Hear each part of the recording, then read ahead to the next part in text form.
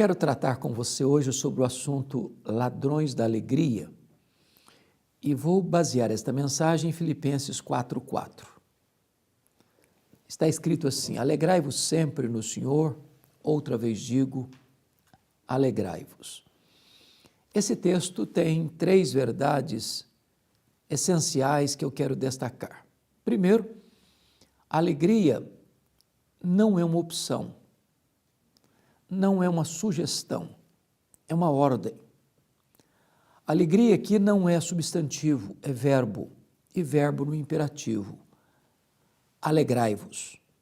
Então, não ser uma pessoa alegre e feliz é um pecado de desobediência a esta expressa ordem de Deus. Você e eu não temos o direito de sermos uma pessoa triste. Isso porque o Evangelho que nos alcançou é boa nova de grande alegria. O reino de Deus que está dentro de nós é alegria no Espírito Santo. O fruto do Espírito é alegria e a ordem de Deus é alegrai-vos. A alegria do Senhor é a nossa força. Mas há uma segunda verdade aqui, é que a alegria é, além de imperativa, ultra circunstancial. Está escrito, alegrai-vos sempre. É óbvio que você e eu temos lutas na vida. Nenhum de nós tem uma família perfeita. Temos as nossas próprias fraquezas, limitações. Nossos pecados tenazmente nos assediam. Somos um ser frágil, fisicamente, emocionalmente, moralmente e até espiritualmente. Portanto, a nossa alegria não deva existir apenas quando está tudo bem, quando tudo nos vai bem, quando estamos com saúde, com dinheiro, com família, com amigos. Mas quando a crise chega, quando a dor pulsa no nosso peito, quando a lágrima rola no nosso rosto, quando a circunstância fica carrancuda, mesmo assim, devemos nos alegrar. Porque a alegria que temos é ultra circunstancial. Mas, finalmente, esta alegria, além de ser imperativa e ultra circunstancial, ela é também cristocêntrica. Alegrai-vos sempre no Senhor. Ou seja, esta alegria não é uma emoção, esta alegria não é apenas por causa de uma circunstância favorável, esta alegria tem nome. Esta alegria é Jesus. Se você tem Jesus, você é uma pessoa feliz. Se você não o tem, você pode ter até momentos felizes, mas a felicidade é Jesus. Quando Paulo escreveu esta carta aos Filipenses, em cada capítulo que ele escreve, ele aborda uma situação que pode roubar nossa alegria. Daí o título, Ladrões da Alegria.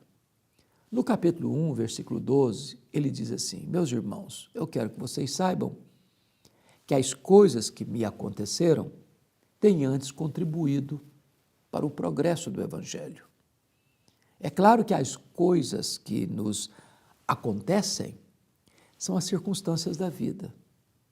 E elas acontecem à revelia do nosso querer, ao arrepio da nossa vontade.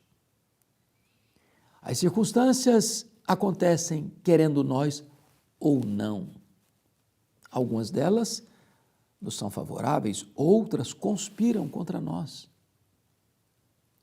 Quando Paulo diz assim, eu quero que vocês saibam que as coisas que me aconteceram não roubaram minha alegria, mas contribuíram para o progresso do Evangelho, eu preciso perguntar, Paulo, do que você está falando? O que aconteceu a você? Ele poderia resumir para nós assim, Olha, eu fui perseguido em Damasco, eu fui rejeitado em Jerusalém, eu fui apedrejado em Listra, eu fui açoitado em Filipos, eu fui escorraçado de Tessalônica, eu fui jogado para fora, enxotado de Bereia, eu fui chamado de tagarela em Atenas, fui chamado de impostor em Corinto, eu enfrentei feras em Éfeso, eu fui preso em Jerusalém, eu fui acusado em Cesareia, eu enfrentei um naufrágio para Roma, eu fui picado por uma cobra em Malta, eu cheguei em Roma preso e algemado. Mas eu quero que vocês saibam que as coisas que me aconteceram não tiraram minha alegria, mas contribuíram para o progresso do Evangelho. Esta é a alegria de Deus, que não permite que as circunstâncias levem embora esta alegria. Porque ele estava preso em Roma, a igreja foi mais encorajada a pregar. Porque ele estava preso em Roma, toda a guarda pretoriana, a guarda da mais alta patente do império, 16.000 soldados de escol foram evangelizados por Paulo. Porque ele estava preso, não podendo visitar as igrejas. Ele escreve cartas às igrejas, cartas da primeira prisão, que são Efésios, Filipenses, Colossenses, Filemon. Veja você que Deus reverte a situação. Aquilo que parecia fora de controle, na verdade, era o capítulo mais importante e emocionante da vida do apóstolo Paulo. Então, as circunstâncias atingem a gente. É uma doença, é um problema familiar, é um problema financeiro, é uma situação que atinge o país e mexe com as suas emoções e às vezes até com o seu bolso. Então, não permita que as circunstâncias roubem a sua alegria. Mas no capítulo 2, ele vai tratar de um outro problema, que são os relacionamentos interpessoais. Ele vai dizer que na igreja tinha gente com vanglória, outras com partidarismo, outras pensando só naquilo que era delas, não naquilo que era dos outros. E assim, eu quero lhe dizer que o segundo ladrão que pode roubar nossa alegria são as pessoas. As pessoas nos decepcionam. E nós decepcionamos as pessoas. Esta questão não é se, é quando. As pessoas nos ferem mais do que as circunstâncias. As pessoas tiram mais a nossa alegria do que os problemas naturais da vida. Por isso, é impossível você ter uma vida saudável sem perdoar, sem zerar a conta. Quem fica guardando mágoas, ruminando amargura, adoece, perde a alegria, perde a paz, perde o sono, perde o apetite, perde o foco da vida. Eu sei que não é fácil você perdoar.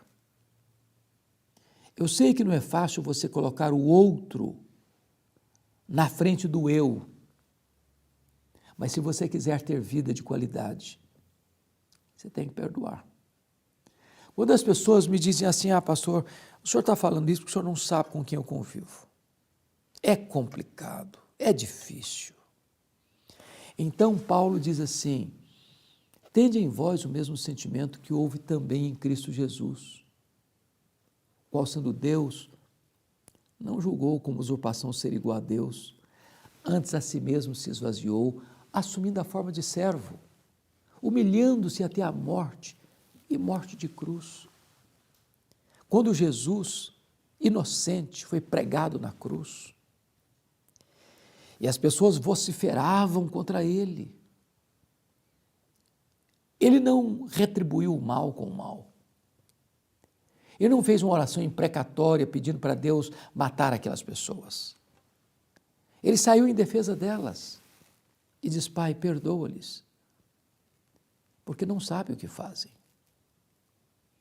Eu quero encorajar você a perdoar quem machucou você, a não ficar ruminando esta mágoa, a fechar essa ferida e a perdoar, como Deus em Cristo perdoou você. Se você não perdoar, as pessoas vão roubar sua alegria. Mas hoje Deus quer que você seja livre, livre da mágoa, livre desse sentimento hostil, talvez até que busca vingança. Você não sabe lidar com isso, nem eu, nem nós. A Bíblia diz: a mim me pertence a vingança, diz o Senhor, eu retribuirei. O papel seu e meu é perdoar. Mas lá no capítulo 3, Paulo vai lidar com outro problema que pode roubar a sua alegria. É a preocupação com os bens materiais. Algumas pessoas lá no capítulo 3, 19, diz que só se preocupam com as coisas terrenas. Eu sei que dinheiro é uma necessidade de todos nós. O dinheiro não é um problema, o dinheiro é uma bênção. Uma bênção.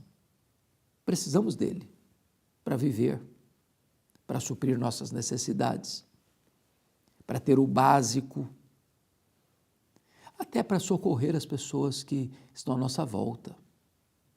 O problema não é ter dinheiro. O problema é o dinheiro ter você. O problema não é possuir dinheiro, é ser possuído por ele. O problema não é carregar dinheiro no bolso, é entronizá-lo no coração. O primeiro homem que conseguiu juntar $1 bilhão na história foi Rockefeller, John Rockefeller. Ele disse: o homem mais pobre que eu conheço é aquele que só tem dinheiro.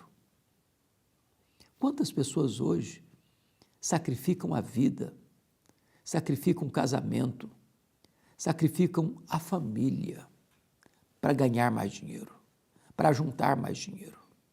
E acumulam muito, mas não usufruem nada. Até porque, quando partirem deste mundo, não levarão sequer um centavo. Não há gaveta em caixão, não há caminhão de mudança em enterro, não há bolsa em mortalha. O que adianta você ganhar o mundo inteiro e perder a sua alma, disse Jesus. Diríamos nós hoje, o que adianta você ganhar o mundo inteiro e perder a sua família? Então, viva contente, porque a Bíblia diz assim: aqueles que querem ficar ricos caem em tentação e cilada e atormentam a sua alma com muitos flagelos. Mas a piedade, com o contentamento, é grande fonte de lucro. Tendo o que comer, o que beber e o que vestir, com isso estejamos contentes. Ninguém é mais feliz porque mora numa casa maior, ou tem um carro mais novo, ou veste roupas de grife, ou faz viagens, ou frequenta os restaurantes mais conceituados. Não. A felicidade não está nas coisas. A felicidade está em Deus.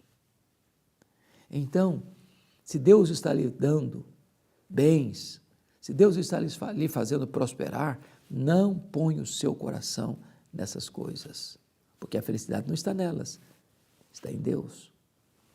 Mas me permita encerrar essa palavra com você, tratando do último ladrão que pode roubar sua alegria.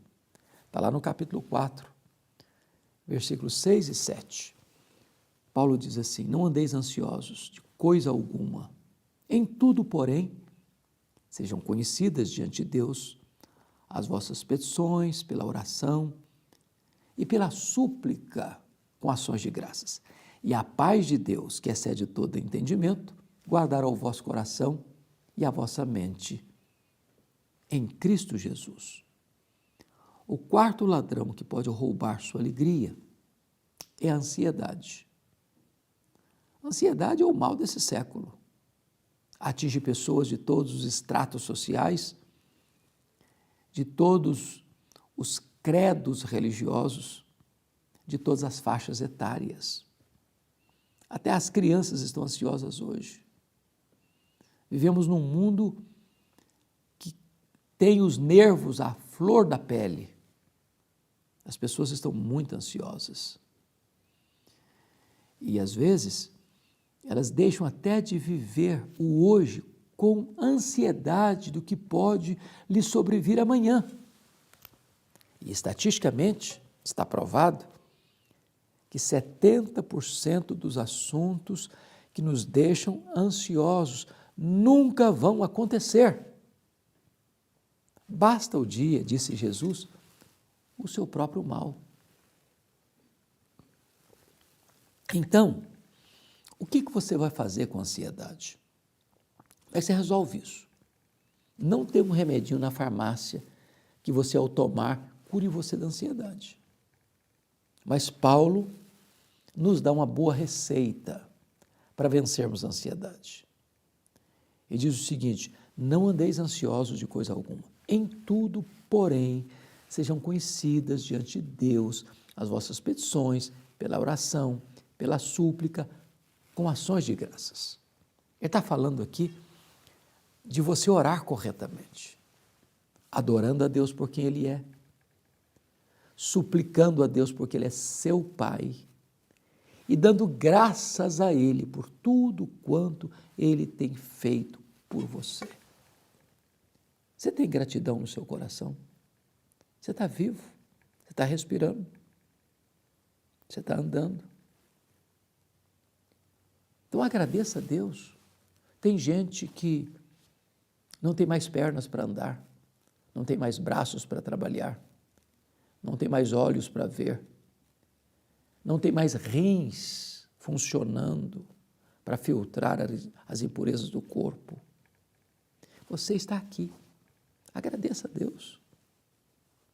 Reconheça que Deus é soberano, que Ele é o seu Deus, Ele é o seu Pai.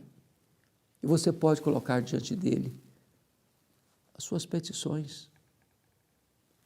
Mas Paulo nos dá um segundo remédio para curar a ansiedade. Está no versículo 8. Ele diz o seguinte: finalmente, irmãos, tudo que é verdadeiro, tudo que é respeitável, tudo que é justo, tudo que é puro, tudo que é amável, tudo que é de boa fama, se alguma virtude há e se algum louvor existe, seja isto que ocupe o vosso pensamento. O que você tem colocado dentro da sua cabeça? O que você tem visto? O que você tem ouvido? Onde seus pés levam você? Aquilo que você joga para dentro de você é o que vai sair. Se você alimentar a sua mente de coisa boa, você vai eliminar a ansiedade da sua vida. Terceiro remédio, que Paulo menciona, está no versículo 9. O que também aprendestes e recebestes e ouvistes e vistes em mim, isso praticai, e o Deus da paz será convosco. Ou seja, você precisa aprender a orar corretamente, a pensar corretamente e a agir corretamente. Não basta saber, se você não pratica. Como diz o autor do livro O Monge e o Executivo, você não é o que você sente, nem o que fala, nem o que promete. Você é o que você faz. Então, pratique aquilo que você conhece da palavra de Deus. Qual o resultado? A paz de Deus, que excede todo o entendimento, vai guardar o seu coração, vai guardar a sua mente, vai guardar as suas emoções, vai guardar a sua razão. E esta paz vai inundar você. A paz de Deus. E você será também assistido pelo Deus da paz. É hora de prender os ladrões da alegria e ficar livre para viver uma vida abundante superlativa, maiúscula, a própria vida eterna.